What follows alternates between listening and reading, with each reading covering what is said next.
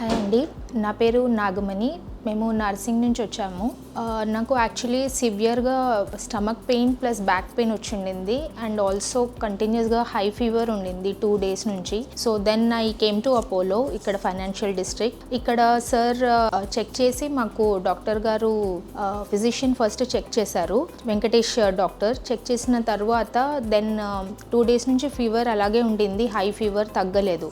Then they suggested to go for అల్ట్రాసౌండ్లో నాకు కిడ్నీలో ఇన్ఫెక్షన్ ఉంది ప్లస్ 7 mm స్టోన్ ఉందని చెప్పేసి తెలిసింది. So then they refer to doctor Bhanuteja sir. ఆయన చాలా బాగా చెక్ చేశారు and then he suggested that infection ఉంది కదా, సో స్టోన్ బ్రేక్ చేయలేమని ఫస్ట్ మాకు స్టంట్ వేశారు లాస్ట్ 10 days బ్యాక్. స్టంట్ వేసిన తర్వాత రికవర్ అయ్యాను 5 daysలో. ఆ తర్వాత మళ్ళీ ఇప్పుడు 10 days తర్వాత హాస్పిటల్కి వచ్చాము.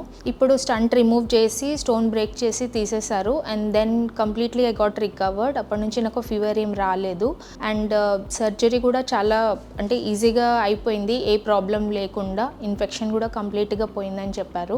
And Apollo the room services are top class, చెప్పాల్సిన అవసరం లేదు. సర్వీసెస్ అన్నీ చాలా బాగున్నాయి. ఇక్కడ మనకి ఏ ఇబ్బంది ఉండదు, రూమ్ చూస్తే తెలిసిపోతుంది, అన్ని అమ్యూనిటీస్ ఉన్నాయి ఇక్కడ. సిస్టర్స్ కూడా చాలా కోఆపరేట్ చేశారు, అసలు మనకి హోమ్లీ ఫీలింగ్ ఉంది ఇక్కడ, అదొకటైతే చెప్పొచ్చు సిస్టర్స్ దగ్గర.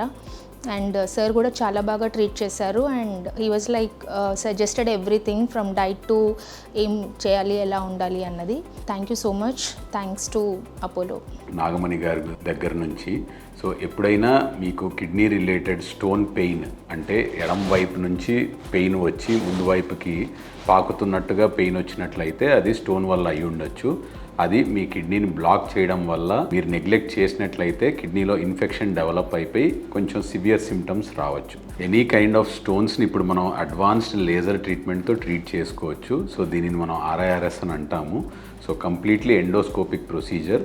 దీంతో ఎటువంటి పెయిన్ కానీ బ్లీడింగ్ కానీ ఉండదు. కేవలం ఒకే ఒక్క రోజులో డిశ్చార్జ్ అయిపోయి ఇంటికి వెళ్ళిపోయి మీ రెగ్యులర్ వర్క్ యాక్టివిటీస్ అన్నీ చేసుకోవడం వీలవుతుంది. So don't neglect kidney stones. Consult urologist as early as you develop symptoms.